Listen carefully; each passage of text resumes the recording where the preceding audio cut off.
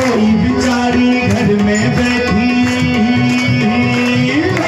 कोई बिचारी घर में बैठी लूट रही है चूल्हा। बातें बातों की जगरिया हिमाचल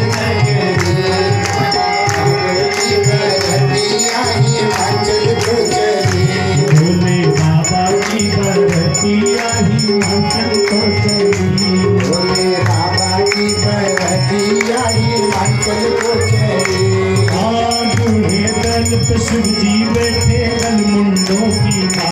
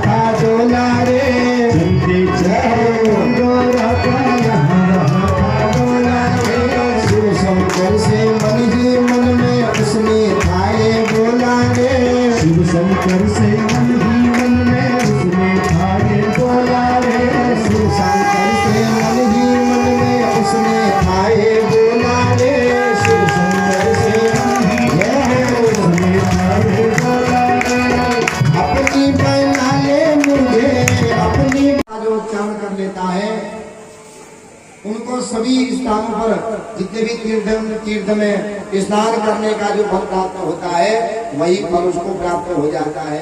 तो इस प्रकार तुलसी की महिमा को बताया। तो भगवान जो है ब्रह्मा जी से, नारद जी से ब्रह्मा जी कह रहे हैं कि इस प्रकार यह पृथ्वी लोक में तुलसी का वृक्ष चलता फिरता तीर्थ है। जो तुलसी का स्पर्श कर लेता है उस मनुष्य को तीर्थ में स्नान करने से फल प्राप्त हो जाता है।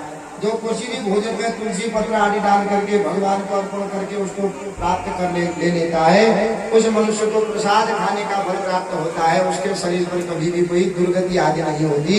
समस्त प्रकार के प्राप्त, इस प्रकार अग्नि में वस्त्र या कागज जलाने की क्षमता है, उसी प्रकार तुलसी पहना हुआ मनुष्य कभी भी नरक आदि नहीं जाता है। कितना भी पापी क्यों न हो, यमराज का भय उसको नहीं रहता है। अंत समय में प्राण कंठ पर आने पर जो तुलसी के जल को स्पर्श करता है या तुलसी की छाया में अपने प्राणों को त्यागता है वो कभी भी नरक का अधिकारी नहीं बनता है। तो इस प्रकार से ब्रह्मा जी ने तुलसी की महिमा और शालिग्राम की पूजा की महिमा बताई। तो अब नारद जी पूछते महाराज और दैत्य कौन कौन हुए, आप हमें उन दैत्यों की कथा सुनाइए। तो भगवान कहते हैं कि एक समय की बात है, भगवान पार्वती और शंकर जी विहार कर रहे थे।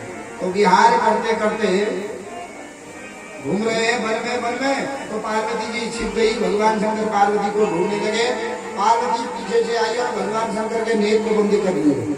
जैसे ही भगवान के नेत्र बंद कर लिए तो भगवान के नेत्र बंद करने मात्र से सारी पृथ्वी में अंधकार हो गया। क्योंकि भगवान के जो दो नेत्र है, एक नेत्र है सूर्य, दूसरा नेत्र है चंद्रमा। तो सारी पृथ्वी में अंधकार हो गया और इतनी गर्मी हुई कि पार्वती के हाथ जलने लगे। तो तुरंत पार्वती ने हाथ छोड़ दिए। उस गर्मी के द्वारा पार्वती के हाथों से पसीना पृथ्वी पर गिरा। पृथ्वी पर गिरते ही एक भयंकर बालक के रूप में वह रोने लगा और आंख बंद करके रो रहा है। तो उसका नाम रख दिया अंधक। तो अंधकासुर जो है भगवान के जन्म आंखों के बंद होने से एक पुत्र पार्वती के पसीने से उत्पन्न हो गया, उसका नाम रख दिया अंधकासुर। तो उसी समय हिरणाक्ष तपस्या करने आया और भगवान शंकर की तपस्या करने को तैयार हुआ। भगवान उस बालक को गोद में पकड़े हुए कह रहे हैं भैया तू किसकी तपस्या कर रहा है, तुझे किसके लिए कर रहा है। वो हिरणाक्ष करता है कि मैं